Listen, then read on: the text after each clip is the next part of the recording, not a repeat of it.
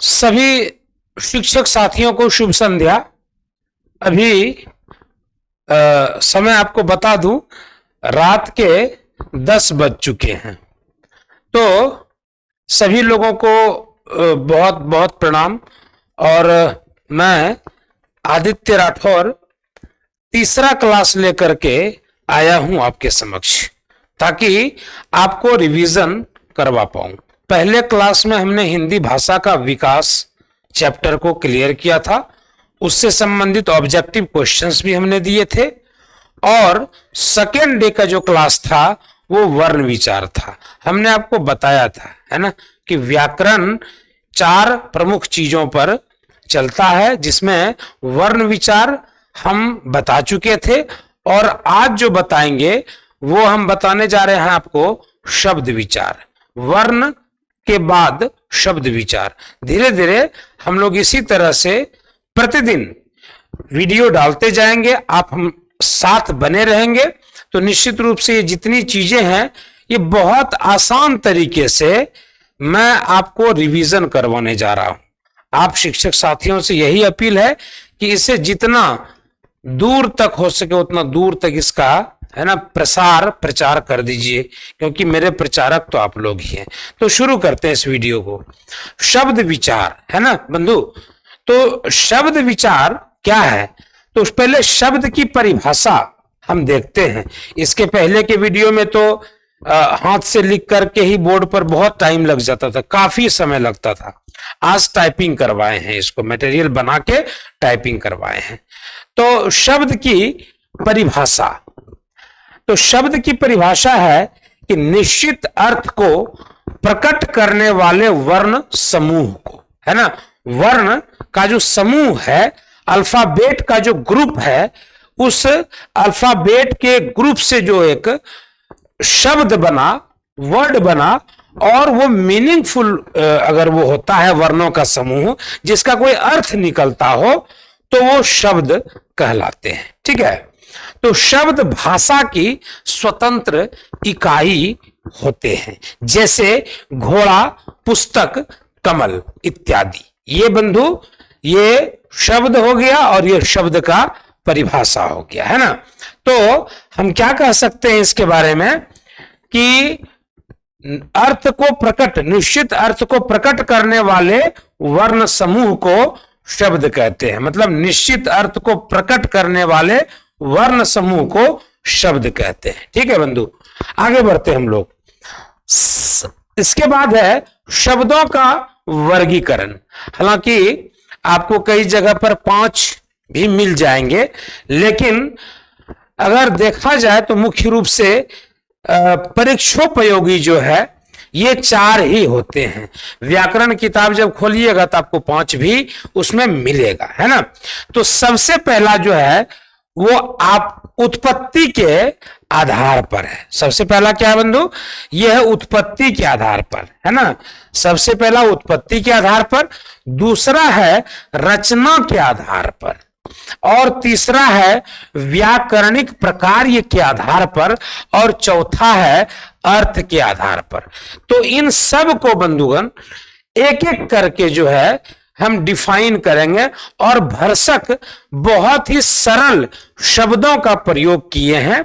हम भी बहुत स्टडी करके जो हमको सबसे इजीएस्ट शब्द मिला, है ना, वाक्य मिला, हमने उसको अपने हिसाब से, है ना, उसको कन्वर्ट किया है। तो उम्मीद करता हूं आपको ये बहुत पसंद आएगा।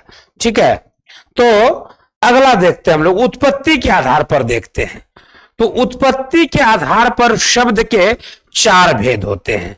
यह प्रश्न पूछा जा सकता है कि उत्पत्ति के आधार पर शब्द के डैश भेद होते हैं, तो आपको बताना होगा तत्सम, तद्भव, देशज और विदेशी कह लीजिए या विदेशज शब्द कह लीजिए। तो तत्सम, तद्भव, देशज और विदेशज, ये उत्पत्ति के आधार पर शब्द के 4 भेद है बंधु।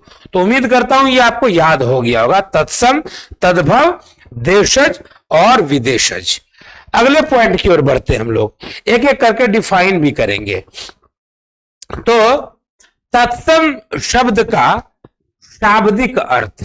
अब तत्सम की हम परिभाषा आपको बता देते हैं, है ना। तो इसके लिए हम आपको कह सकते हैं तत् जोड़ सम, मतलब ज्यों का त्यों।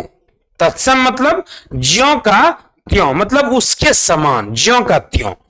तो तत्सम शब्द का शाब्दिक अर्थ है तत् मतलब उसके, और सम मतलब समान, अर्थात उसके समान। अब क्या होता है तत्सम, आपको जब हम ये पढ़कर के सुनाएंगे बंधु, तो निश्चित रूप से आपके दिमाग में वो सेट कर जाएगा। और हम सेट करने के लिए ही आए हैं आपके दिमाग में पूरी तरह से। इसको हम चाहते हैं कि हम इस तरह से डाल दें कि परीक्षा के बाद भी अगर आप मतलब इसको आप याद रख पाएंगे, है ना। परीक्षा के बाद भी, सिर्फ परीक्षा के लिए नहीं, परीक्षा के बाद भी आप इसको याद रख पाएंगे बंधु, ठीक है। दूसरी बात, किसी के बहकावे में नहीं आना है। सक्षमता परीक्षा को बहुत सारे लोग कह रहे हैं कि हम नहीं भरना है। आप देख चुके हैं बंधु, हमेशा हम लोगों को छला गया है, तो इस बार छलने से कोई छल ना सके, इसके लिए अपने आप को मजबूती से तैयार रखिए, है ना। तो ध्यान रखिएगा इस बात का। दाना फेंकने वाला जो है ना, दाना फेंक चुका है, ठीक है, कि नहीं भरना है। लेकिन बंधु ऐसी गलती मत करिएगा। बीपीएससी टीआरई 1 नहीं भर करके गलती तो कर चुके, है ना। 39-38 पर भी सिलेक्शन हुआ है, आपको पता होना चाहिए, ठीक है। तो देखते हैं बंधु, तत्सम शब्द का शाब्दिक अर्थ है तत् और जोड़ सम, अर्थात उसके समान। तो ऐसे शब्द जिनकी उत्पत्ति संस्कृत भाषा में हुई है। अगर आपको इसके बारे में डिटेल्ड जानकारी चाहिए तो आपको हम जो सबसे पहला क्लास है मेरा हिंदी भाषा का विकास, वहां पर आपको मिलेगा, है ना। एक क्रमबद्ध तरीके से हम बताए हैं उसको कि हिंदी का विकास कहां से हुआ। तो ऐसे शब्द जिनकी उत्पत्ति तो संस्कृत भाषा में हुई और बाद में वो शब्द हिंदी भाषा में बिना किसी परिवर्तन के प्रयोग में आने लगे। याद रखिएगा कि बिना किसी परिवर्तन के प्रयोग में आने लगे, तो ऐसे शब्द तत्सम शब्द कहलाते हैं। और दूसरा पॉइंट है बंधु इसका बेहद महत्वपूर्ण पॉइंट, कि संस्कृत भाषा के ऐसे शब्द जिनका प्रयोग हिंदी भाषा में ज्यों का त्यों किया जाता है, उन शब्दों को तत्सम शब्द कहते हैं। अगर आपको यह समझ में नहीं आया तो आप इससे आप इसको समझ सकते हैं, ठीक है। ऐसे शब्द जिनकी फिर से हम इसको रिपीट कर देते हैं बंधु, ऐसे शब्द जिनकी उत्पत्ति कहां हुई, संस्कृत भाषा में हुई, और बाद में वे शब्द हिंदी भाषा में बिना किसी परिवर्तन के, इसको याद रखिएगा, बिना किसी परिवर्तन के प्रयोग में आने लगे, तो ऐसे ही शब्दों को तत्सम शब्द कहा गया बंधु। और सेकेंड पॉइंट आपको और अच्छा से क्लियर कर देगा कि संस्कृत भाषा के ऐसे शब्द जिनका प्रयोग हिंदी भाषा में, इसको याद रखिएगा, ज्यों का त्यों किया जाता है, उन शब्दों को तत्सम शब्द कहते हैं। उन शब्दों को तत्सम शब्द कहते हैं। जैसे बंधु लोग यहां उदाहरण है पुष्प, जैसे उदाहरण है पुस्तक, जैसे पृथ्वी, मृत्यु, कवि, माता, विद्या, नदी, फल, ये सारे, है ना, ये संस्कृत भाषा के शब्द हैं और ये हिंदी में प्रयुक्त किए जाने लगे हैं। तो ये तत्सम शब्द हुआ। आपको हम ट्रिक भी बताएंगे कि कैसे पहचानेंगे तत्सम को और तद्भव को। 4-5 ट्रिक बताएंगे। और परीक्षा में अधिकांश प्रश्न जो है बंधु, अगर ये शब्द विचार से पूछे जाते हैं तो तत्सम तद्भव से बहुत ज्यादा संख्या होती है प्रश्नों की। चाहे आप सक्षमता परीक्षा की बात करिए, बीपीएससी एग्जाम का बात करिए, आप यूपी दारोगा एग्जाम देख लीजिए, यूपी टेट एग्जाम देख लीजिए, हिंदी में जो प्रश्न पूछा गया है वो तत्सम तद्भव शब्द विचार से अगर क्वेश्चन उठता है, रूढ़ यौगिक योग रूढ़ के से भी ज्यादा अगर उठता है तो तत्सम और तद्भव से उठता है। आगे देखते हैं नेक्स्ट पॉइंट। अब तत्सम तो हमको लगता है आप क्लियर हो गया होगा। अब तद्भव को समझिए कि तद्भव शब्द का क्या अर्थ है।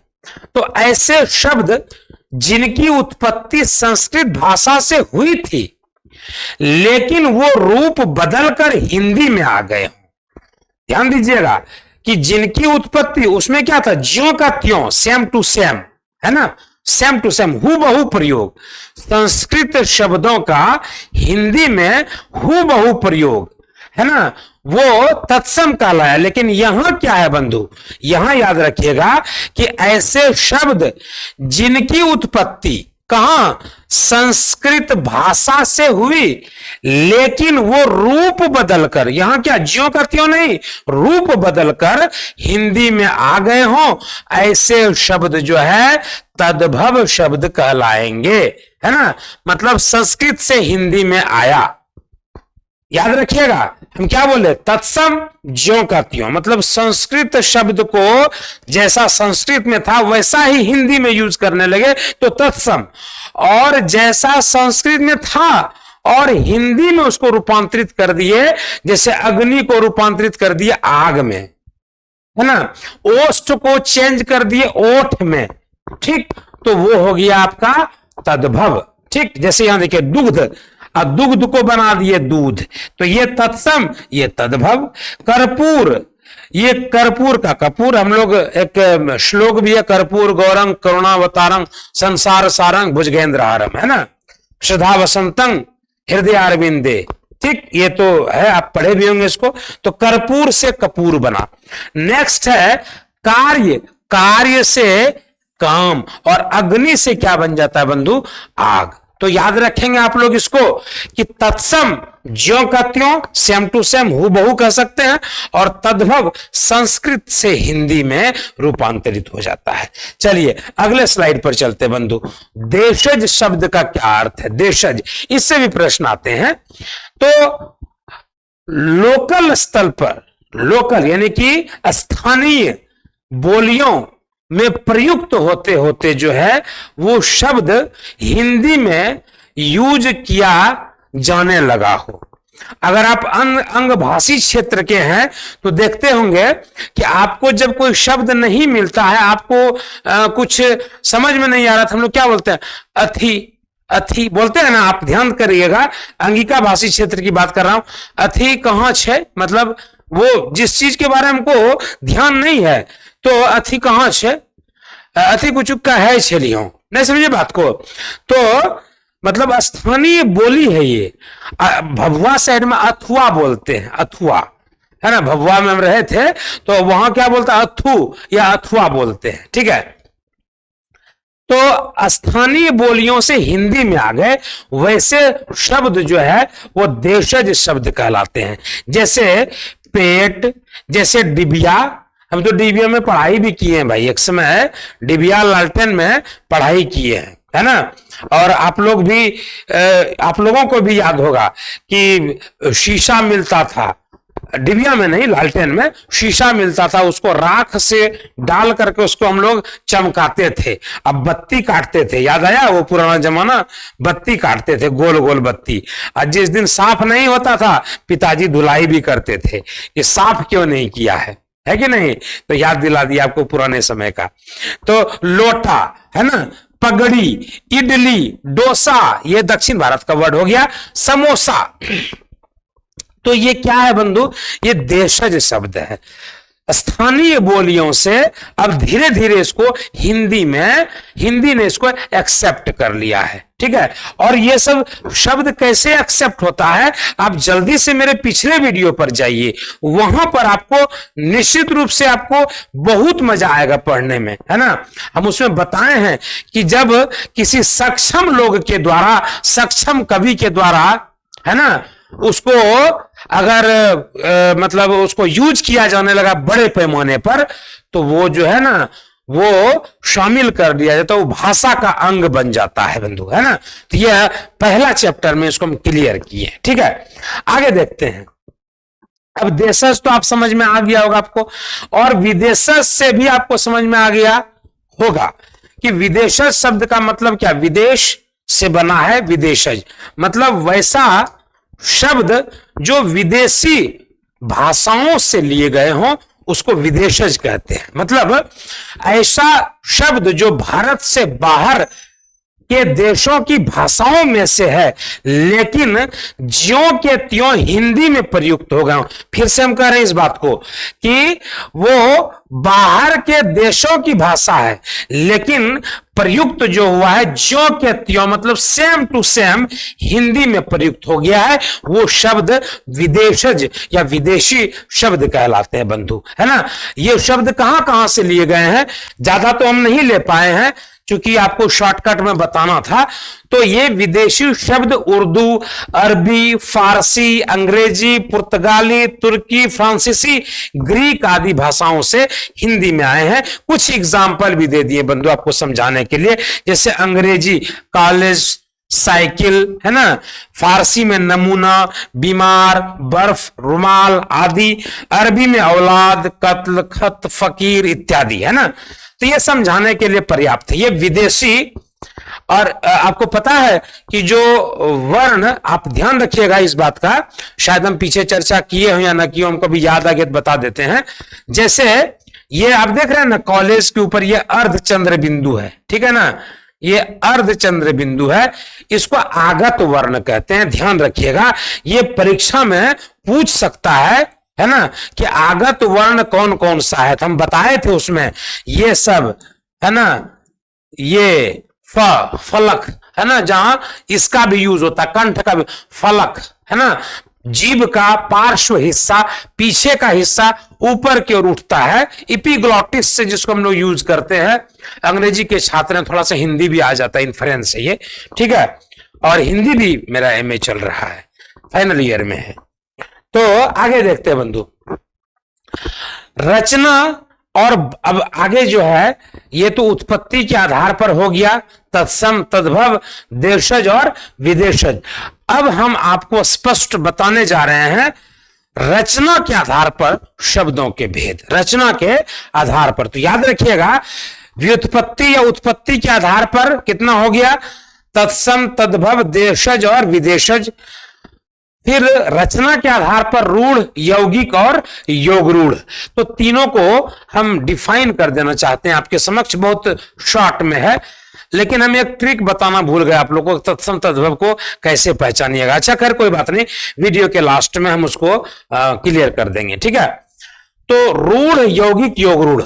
रूढ़ शब्द क्या होता है, तो ऐसे शब्द जो किसी विशेष अर्थ को प्रकट करते हैं लेकिन अगर उनके टुकड़े कर दिए जाएं तो वो निरर्थक हो जाते हैं। जैसे राम है तो रा और मो को अलग अलग कर दीजिए तो वो निरर्थक हो गया, लेकिन राम अगर है तो राम है, कोई व्यक्ति है ना, भगवान है। जल है तो ज को अलग कर दीजिए, ल को अलग कर दीजिए तो क्या हो गया आपका, वो निरर्थक हो गया, ज अल्लाह निरर्थक हो गया। लेकिन जल लगा रहे तो मतलब पानी है। तो याद रखिएगा इस चीज को, रूढ़, है ना। तो अब सेकंड नंबर में है यौगिक। रूढ़ के बाद है यौगिक, मतलब दो या दो से अधिक शब्दों के योग से बनने वाले शब्दों को यौगिक शब्द कहते हैं। याद रहेगा बंधु कि दो या दो से अधिक शब्दों के योग से बनने वाले शब्दों को यौगिक शब्द कहते हैं। लेकिन बंधुगण इसमें ध्यान रखना है आप लोगों को कि दोनों ही शब्दों का अपना अपना अर्थ होगा, दोनों ही शब्दों का अपना अपना अर्थ होगा। याद रखेंगे इस बात को, है ना। जैसे स्वदेश, शीश महल, मतलब शीश मतलब शीशा, शीशा का महल, शीश महल। स्वदेश, स्व मतलब अपना और देश मतलब देश, अपना देश, स्वदेश, है ना। देवालय, देव जोड़ालय, जहां देव रहते हो देवालय। कुपुत्र, कु जोड़ पुत्र, कु मतलब बुरा, पुत्र मतलब बेटा, बुरा बेटा, है ना, कुपुत्र। और सुपुत्र मतलब अच्छा बेटा, सु मतलब अच्छा, पुत्र मतलब बेटा। तो इस तरह से विद्यालय, विद्या जोड़ आलय, अनुपयुक्त, अनु जोड़ उपयुक्त, है ना, अन जोड़ उपयुक्त। तो ये यौगिक शब्द हो गया बंधुगण। आगे देखते हैं, उम्मीद है कि आपको ये समझ में आ गया होगा, है ना। इसमें ध्यान रखिएगा कि दोनों शब्द जो टूटेंगे तो दोनों का मीनिंग होगा। ध्यान रखेंगे कि यौगिक में दोनों शब्द टूटने से दोनों का अर्थ प्रकट होना चाहिए, तो वो यौगिक कहलाएगा। रूढ़ मतलब अगर तोड़ गई रूढ़ को तो उसका वो निरर्थक हो जाए, वो रूढ़। और दोनों का तोड़ने के बाद दोनों का मीनिंग निकला है, वो यौगिक। और योग रूढ़ देखिए बंधु, है ना, योग रूढ़ क्या होगा? तो ऐसे शब्द जो कि इन्हीं दो शब्द के योग से बने हों एवं बनने पर किसी विशेष अर्थ का बोध कराते हो। क्या समझे?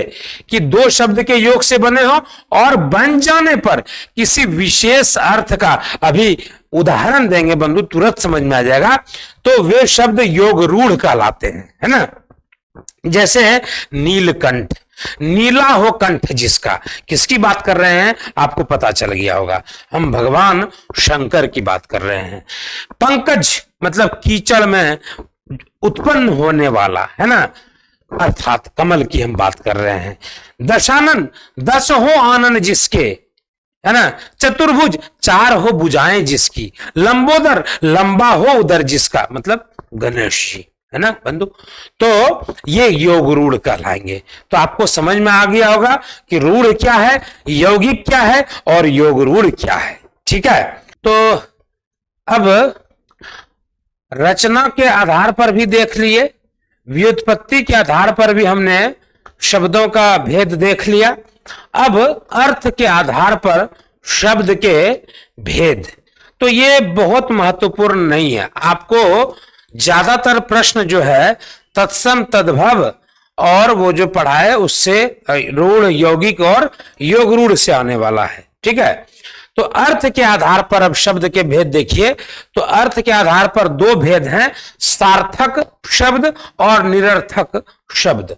तो सार्थक शब्द क्या होते हैं? स जोड़ अर्थ मतलब सार्थक, जिसका अर्थ निकले वो कहलाता है सार्थक। तो वे शब्द जिनसे कोई अर्थ निकलता हो वे सार्थक शब्द कहलाते हैं। जैसे गुलाब, आदमी, विषय, घर, पुस्तक, है ना, इससे अर्थ निकल रहा है ना। लेकिन अब निरर्थक की बात करेंगे। अब गुलाब है तो गुब, इसका कोई अर्थ निकला? गुब मतलब गुला, कोई अर्थ निकला? विषय, विय, कोई अर्थ निकला? है ना। पुस्त, पुस्तक नहीं पुस्त, कोई अर्थ निकला? तो जिसका अर्थ निकले वो सार्थक और जिसका अर्थ ना निकले वो कहलाएगा निरर्थक। निरर्थक मतलब निह जोड़ अर्थक, मतलब निरर्थक, जिसका कोई, है ना, अर्थ ना हो। जैसे वे शब्द जिनका कोई अर्थ ना निकल रहा हो, यानी शब्द अर्थहीन हो, वो निरर्थक शब्द कहलाते हैं। जैसे देना तो ठीक है लेकिन वेना, रोटी तो ठीक है लेकिन वोटी, है ना, खाना वाना। हालांकि आप इसको गहराई जाइएगा ना तो ये हम लोग लिंग्विस्टिक्स एक सब्जेक्ट होता है एमए में, तो उसमें पढ़े थे, इसको रीडुप्लीकेशन कहते हैं, है ना, रीडुप्लीकेशन कहते हैं इसको, है ना। वो इंग्लिश की बात है, उसको रीडुप्लीकेशन कहते हैं। ठीक है, कर कुटुंब, पर पहुना, है ना, द्वार देहात, मर मिठाई, ऐसे होता है। ठीक, तो उसको रिडुप्लीकेशन कहते हैं, तो वो अलग चीज हो गया। लेकिन ये निरर्थक शब्द, जिस शब्द का कोई अर्थ ना निकले उसको कहते हैं निरर्थक शब्द। आगे बढ़ते हैं। अब प्रयोग या व्याकरणिक प्रकार के आधार पर शब्दों के दो भेद हैं, विकारी शब्द और अविकारी शब्द, है ना, विकारी और अविकारी। तो विकारी शब्द क्या होता है हम लोग देखते हैं आगे स्लाइड में। देखिए विकारी शब्द क्या होता है। विकारी शब्दों को जब वाक्यों में प्रयोग किया जाता है तो वाक्यों में लिंग, कारक और वचन आदि के अनुसार परिवर्तन हो जाता है। क्या बोले, इसको ध्यान में रखिएगा कि लिंग, कारक और वचन इत्यादि के कारण जो है अनुसार जो है परिवर्तन हो जाता है। जैसे, है ना, लिंग के अनुसार, है ना, लिंग कितने होते हैं? स्त्रीलिंग और पुल्लिंग मुख्य रूप से, है ना। तो इसमें लड़का पढ़ता है और पढ़ता है, लड़का अगर है तो यहां पढ़ता हो गया, और लड़की है स्त्रीलिंग है तो पढ़ती हो गया। यहां देख रहे हैं बदलाव हो गया, है ना, लड़का पढ़ता है और लड़की पढ़ती है, तो लिंग के अनुसार से बदलाव हो गया, है ना। फिर वचन, वचन कितने, एक वचन और बहुवचन, है ना। संस्कृत में द्विवचन भी होता है, इंग्लिश में भी सिंगुलर और प्लूरल होता है केवल। तो वचन, जैसे लड़का पढ़ता है ना, तो लड़का हो गया क्या, एक वचन, केवल एक लड़का, और लड़के बहुवचन, तो यहां पढ़ता है तो यहां पढ़ते हैं हो गया, क्या कोई दिक्कत। और कारक की जहां तक बात करें, कारक तो आप सभी को पता होगा, नहीं पता तो कारक का भी वीडियो आगे बनाएंगे। तो लड़का पढ़ता है ना, लड़का पढ़ता है, और कारक में वो कौन व्यक्ति लगा है, कर्ता ने कर्म को करण से, याद होगा आपको कारक की विभक्ति, है ना। कर्ता ने कर्म को करण से, संप्रदान के लिए अपादान से, संबंध काकी के, है ना, इस तरह का वो चैप्टर अलग से उसका वीडियो बना देंगे। लड़का पढ़ता है और लड़के को पढ़ने दो, यहां देखिए ये विभक्ति का प्रयोग हो गया, किसको पढ़ने दो, लड़के को पढ़ने दो। तो विकारी शब्द क्या हुआ, तो विकारी शब्दों को जब वाक्यों में प्रयोग किया जाता है तो वाक्यों में लिंग, कारक और वचन आदि के अनुसार परिवर्तन हो जाता है। इसको कहते हैं हम लोग क्या, विकारी। विकारी मतलब जिससे विकार उत्पन्न हो, है ना, उसके वजह से परिवर्तन हो जाए, उसको कहते हैं विकारी, है ना। और इसी का अपोजिट होता है अविकारी, जिससे परिवर्तन हो जाए, है ना, उसको विकारी, और जिससे परिवर्तन ना हो उसको कहते हैं अविकारी, ठीक है ना। तो यहां देखिए, अच्छा ये देख लीजिए, पूछता है एग्जाम में इस तरह से, इससे ज्यादा क्वेश्चन आपका नहीं रहेगा, लेकिन ये पूछ सकता है कि विकारी शब्द कितने प्रकार के होते हैं, ऑप्शन दे देगा, एक प्रकार के, दो प्रकार के, तीन प्रकार के, चार प्रकार के, है ना। तो आपको याद रखना होगा कि विकारी शब्द जो है चार प्रकार के होते हैं, संज्ञा होता है, सर्वनाम होता है, विशेषण होता है और क्रिया होता है। याद रखेंगे इस चीज को, संज्ञा, सर्वनाम, विशेषण और क्रिया, ये चार प्रकार के होते हैं विकारी शब्द। कोई दिक्कत इसमें आपको, दिक्कत तो नहीं होना चाहिए आपको, है ना। विकारी शब्द चार प्रकार के होते हैं, संज्ञा, सर्वनाम, विशेषण और क्रिया, तो याद रखेंगे, ठीक। और अविकारी शब्द, अब आज का अंतिम जो है शब्द विचार यहीं पर समाप्त हो जाएगा।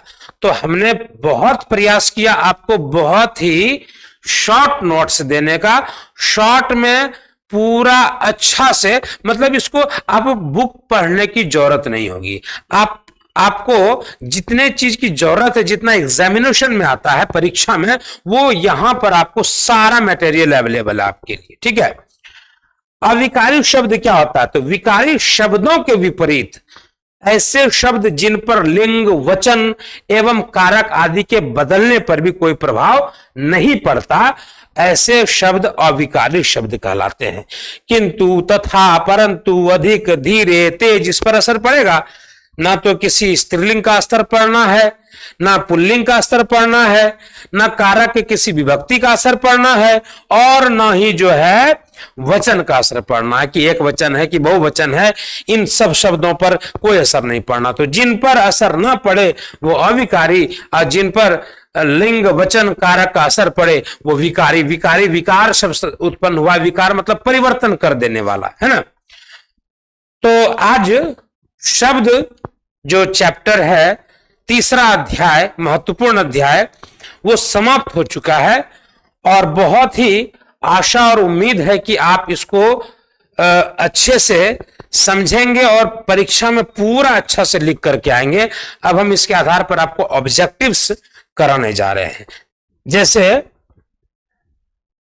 संस्कृत के ऐसे शब्द जिन्हें हम ज्यों का त्यों प्रयोग में लाते हैं वो कहलाते हैं, क्या कहलाते हैं, वो तत्सम कहलाते हैं। क्या कहलाते हैं, वो तत्सम कहलाते हैं, ठीक है, वो तत्सम कहलाते हैं। उसके बाद सेकेंड क्वेश्चन है, नीचे दिए गए विकल्पों में से तत्सम शब्द का चयन कीजिए। तो गोधूम ये जो है ये तत्सम शब्द है। अगले प्रश्न की ओर बढ़ते हैं, नीचे दिए गए विकल्पों में से तद्भव शब्द का चयन कीजिए। इसका उत्तर होगा मुंह, है ना, इसका उत्तर क्या होगा, मुंह। अगले प्रश्न की ओर बढ़ते हैं, वानर का तद्भव रूप है बंदर, ये इसका करेक्ट आंसर होगा। वानर का तद्भव रूप क्या है, बंदर। आगे देखते हैं, दर्शन का तद्भव रूप है ये द र सोनो दर्शन है ना। निम्नलिखित में से कौन सा शब्द तत्सम है? उद्गम, खेत, कोट या अजीब। ये आपका उद्गम शब्द जो है ये तत्सम है। अगला प्रश्न है, निम्नलिखित में से कौन सा शब्द तद्भव है? तो इसमें बिच्छू जो शब्द है ना, ये बिच्छू शब्द तद्भव है। आगे देखते हैं, निम्नलिखित तत्सम तद्भव में से कौन सा विकल्प अशुद्ध है? नित्य, नाच, श्रृंगार, सिंगार, चक्षु, आंख या दधी, दही। तो चक्षु और आंख है ना। आगे बढ़ते हैं, पहचान का तत्सम शब्द है क्या?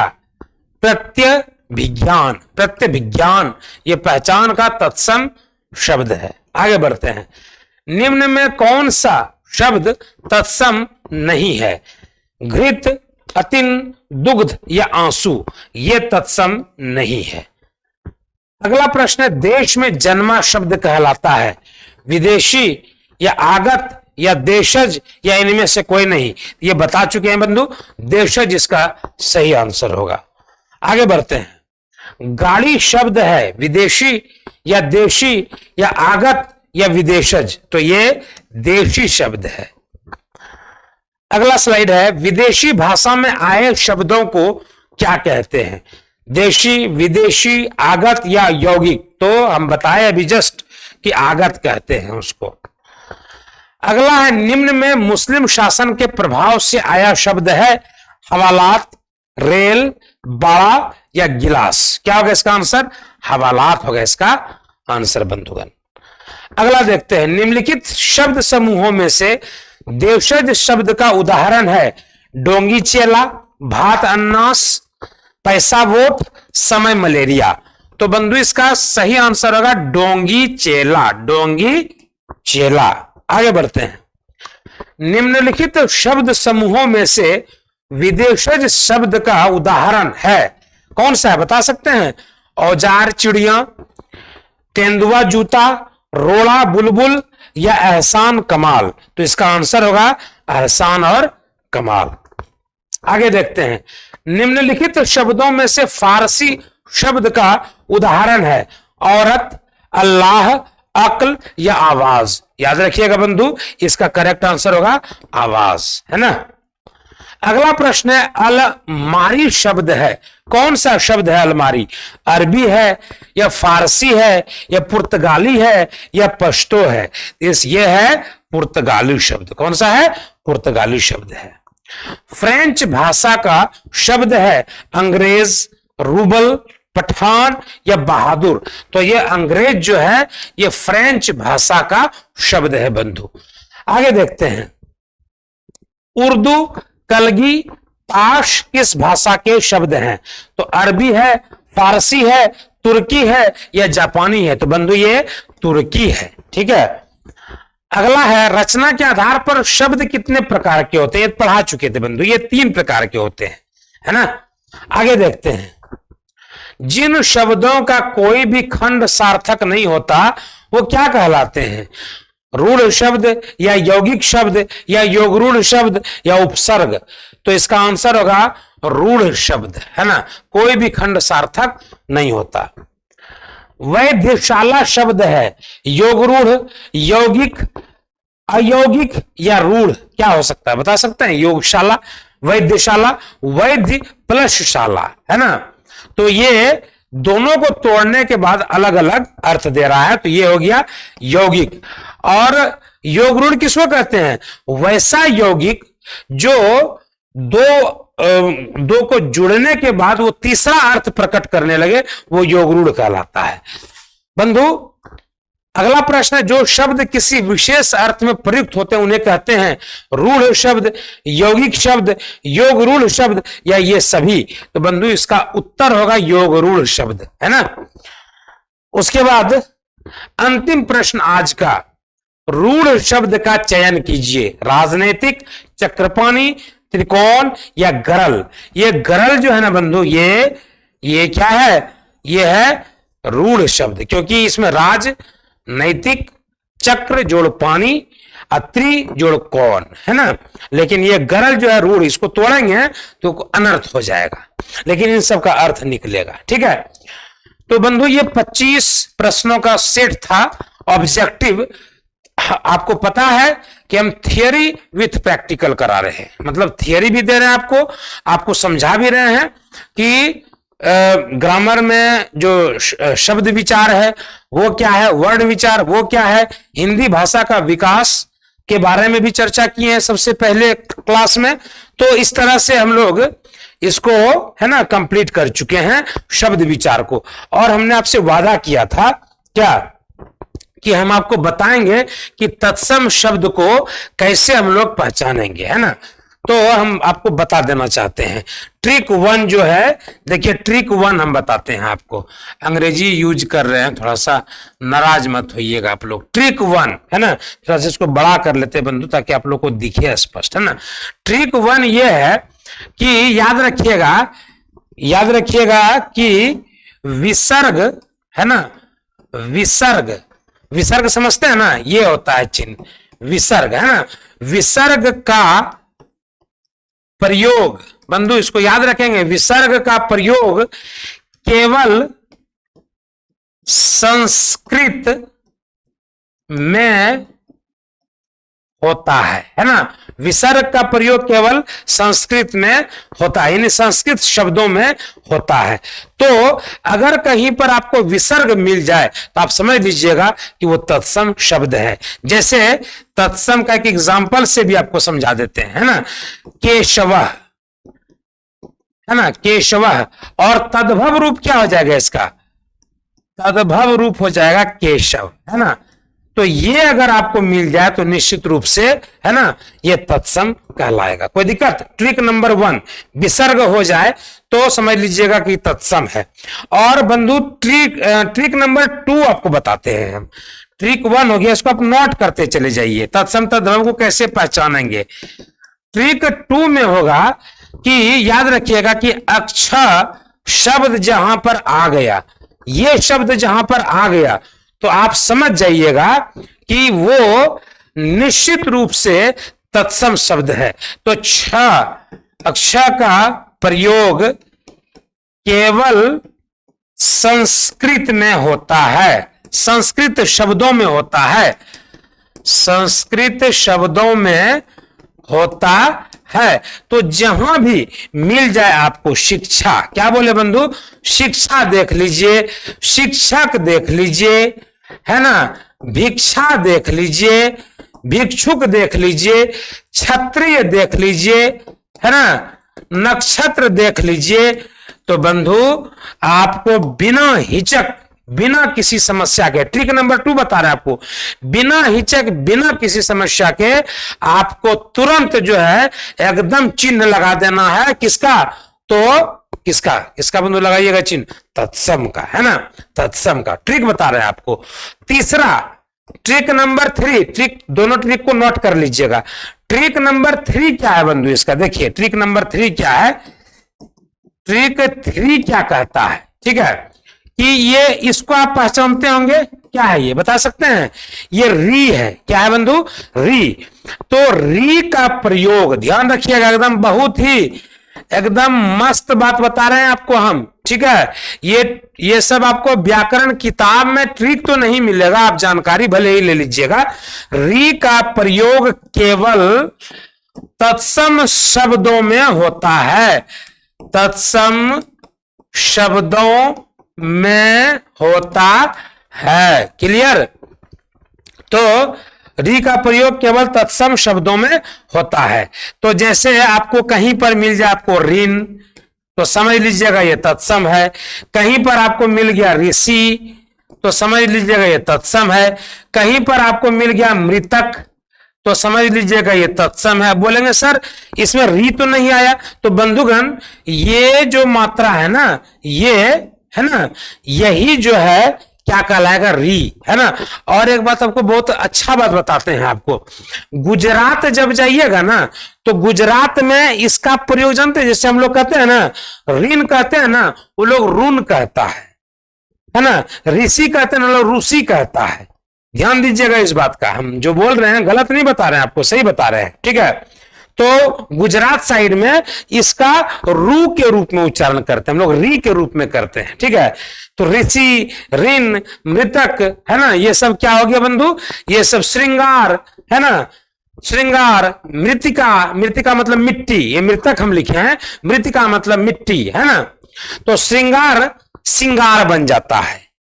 तो श्रृंगार अगर ये वाला है, जैसे आपको हम बता देते हैं, जैसे ये श्रृंगार है, ये श्रृंगार का स्पेलिंग लिखते हैं ना, और इस तरह का भी आता है, तो ये तत्सम हो गया और ये तद्भव हो गया, याद रखिएगा। मृतिका जैसे है, मृतिका मतलब होता है मिट्टी, मृतिका, और यहां हो गया मिट्टी, तो ये क्या हो गया, ये तत्सम, ये तद्भव, ये तत्सम, ये तद्भव।